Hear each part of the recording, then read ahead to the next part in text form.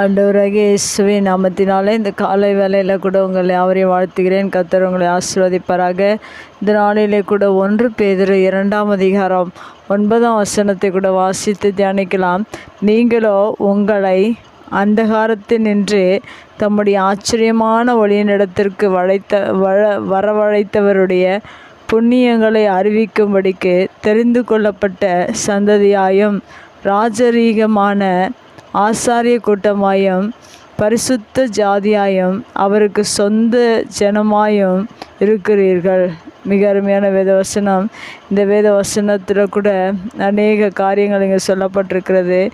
நாம் எப்படிப்பட்டவர்கள், நம்மை தேவன் எந்தளவாய் நேசிக்கிறார், நாம் என்ன செய்ய வேண்டும் என்பதை இந்த வேதவசனம் தெளிவாக சொல்லப்பட்டிருக்கிறது. முதலாவதாக நாம் எப்படிப்பட்டவர்கள் என்பதை அறிந்து கொள்ள வேண்டும். தெரிந்து கொள்ளப்பட்ட சந்ததியாயம் என்று சொல்லப்பட்டிருக்கிறது. மெய்யாகவே தேவன் நாம் ஒவ்வொருவரையும் இந்த பூமியில் தெரிந்து கொண்டிருக்கிறார். அநேகர் தெரிந்து கொள்ளப்படவில்லை, ஆனால் உங்களையும் என்னையும் தேவன் தெரிந்து கொண்டிருக்கிறார் என்றால் தேவன் உங்களை அதிகமாக நேசிக்கிறார். அது மாத்திரமல்ல, அடுத்ததாக சொல்லுகிற கர்த்தருடைய வார்த்தை என்ன சொல்லுகிறது என்றால் ராஜரீக ஆசாரிய கூட்டமாயம் என்று சொல்லப்பட்டிருக்கிறது. ராஜாக்களாக தேவனுக்கு ஊழியம் செய்கிற பிள்ளைகளாக நீங்கள் ஒவ்வொருவரும் இருக்கிறீர்கள். அடுத்ததாக நம்மை தேவன் எப்படியாக அழைக்கிறார் என்றால் பரிசுத்த ஜாதியாயம் என்று சொல்லப்பட்டிருக்கு. பரிசுத்த ஜனங்கள், கர்த்தரை அறிந்த ஒவ்வொருவரும், வேதத்தின்படி நடக்கிற ஒவ்வொரு மனிதர்களும் அவர்கள் பெயர்கள் என்னவென்று இங்கே வேதத்தில் சொல்லப்பட்டிருக்கிறது. பரிசுத்த ஜாதி என்று சொல்லப்பட்டிருக்கிறது. அடுத்ததாக அவருக்கு சொந்த ஜனமாயும் இருக்கிறீர்கள் என்று சொல்லப்பட்டிருக்கிறது. தேவன் இப்படிதான் உங்கள் ஒவ்வொருவரையும் அவர் நினைத்திருக்கிறார். இப்படிதான் உங்களை அழைக்கிறார். இப்படிதான் உங்களை நேசிக்கிறவராக இருக்கிறார். ஒவ்வொருவரையும் பார்த்து தேவன் தெரிந்து கொள்ளப்பட்ட சந்ததி, ராஜரீக ஆசாரிய கூட்டம், பரிசுத்த ஜாதி, சொந்த ஜனங்கள் என்று தம்முடைய பிள்ளைகளை பார்த்து ஆண்டவர் அழைக்கிறார். எதற்காக தேவன் அழைக்கிறார் என்றால் நம்மை அதிகமாக நேசிக்கிறார். அதன் பிறகு அவர் நம்மை குறித்து என்ன திட்டங்கள், என்ன நோக்கங்கள் வைத்திருக்கிறார் என்றால் நாம் அவருடைய புண்ணியங்களை அறிவிக்க வேண்டும் என்பதுதான் அவருடைய முக்கிய நோக்கமாக இருக்கிற. இந்த பூமியில் அநேகர் ஒவ்வொருவரையும் குறித்து தேவன் அநேக நோக்கங்கள் வைத்திருக்கிறார்.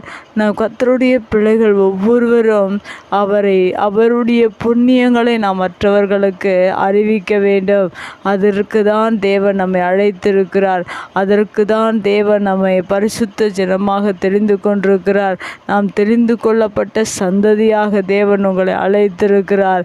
நீங்கள் இப்படிப்பட்ட பிள்ளைகளாக இருப்பதினால அவருடைய புண்ணியங்களை நீங்கள் அறிவிக்கிறவர்களாக இருங்கள். அது மாத்திரமல்ல, தேவன் உங்களை எங்கிருந்து உங்களை அழைத்திருக்கிறார் என்பதை முதல் வார்த்தையில் சொல்லப்பட்டிருக்கு. நீங்களோ உங்களை அந்தகாரத்தினின்று தம்முடைய ஆச்சரியமான ஒளியினிடத்திற்கு வரவழைத்தவருடைய என்று சொல்லப்பட்டிருக்கிறது.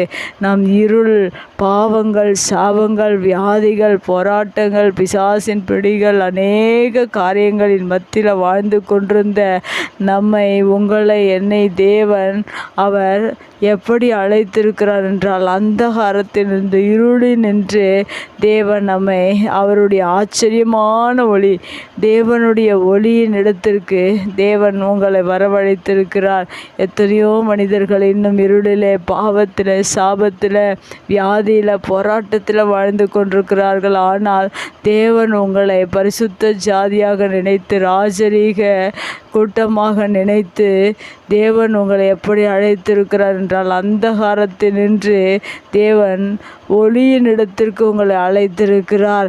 ஆச்சரியமான ஒளியின் இடத்திற்கு அழைத்திருக்கிறார். இப்படிப்பட்ட அன்பான தேவன் இப்படி நம்மை விசேஷித்தவர்களாக, சொந்த ஜனங்களாக, பரிசுத்த ஜாதியாக தேவன் உங்களை எந்தளவாய் அவருடைய மனதில் உங்களை கனத்தியும் தேவன் உங்களை நேசித்து இப்படிப்பட்ட வார்த்தைகளை சொல்கிறார் என்றால் அவருடைய புண்ணியங்களை இந்த பூமியில் மற்றவர்களுக்கு அறிவிக்க வேண்டும். கிறிஸ்துவை குறித்து அவருடைய சாட்சிகளை புண்ணியங்களை குறித்து, அவர் பரிசுத்தத்தை குறித்து, அவருடைய அற்புதங்களை குறித்து நீங்கள் மற்றவர்களுக்கு அந்த புண்ணியங்களை நீங்கள் அறிவிக்கும்போது மெய்யாகவே நீங்கள் பரிசுத்த ஜாதிகள், தேவனுடைய சொந்த ஜனங்கள், அவருடைய சந்ததிகளாக இருக்கிறீர்கள். இப்படிப்பட்ட அருமையான பணியை நீங்கள் தொடர்ந்து தேவனுடைய புண்ணியங்களை அறிவியுங்கள். தேவன் இன்னும் அதிகமாக உங்களை நேசித்து வழி நடத்துவாராக. கண்களை முடி ஜெபிக்கலாம். அன்பு தகப்பனே, எங்களை இந்தளவாய் நீர் நேசிக்கிறீர். இப்படியாய் எங்களை பெயர் சொல்லி அழைக்கிறீர். எங்களை பரிசுத்த ஜனமாக, சொந்த ஜாதியாக, சொந்த